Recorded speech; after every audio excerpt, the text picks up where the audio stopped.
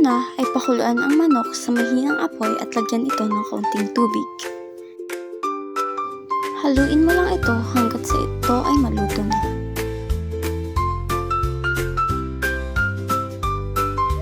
Pag ito ay luto na, ihanda mo na ang mga sangkap na dapat mong ilagay.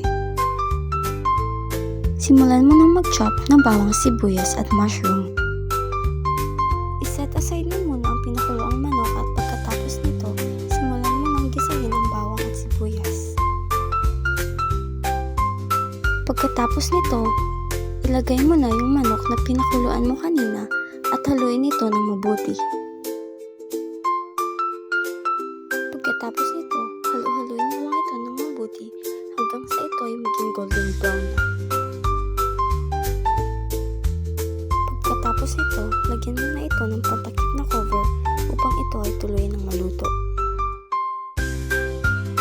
Sunod ay ilagay ang mushroom at haluin ito ng mabuti. Hayaan mo lang itong maluto. Pagkatapos nito, ay saka mo na ilalagay yung all-purpose cream.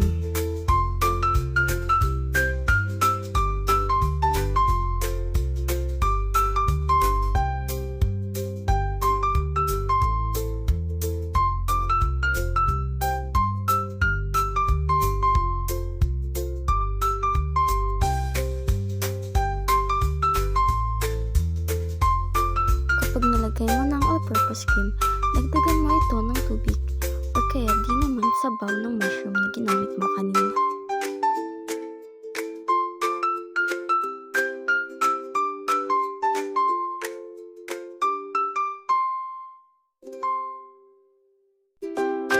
Ukagin mo lang ito ng mahinhin hanggang sa ito ay maluto na. Kapag ito ay luto na, ilagay ito sa malinis na plato o kaya di naman tasa at pwede mo na itong kainin.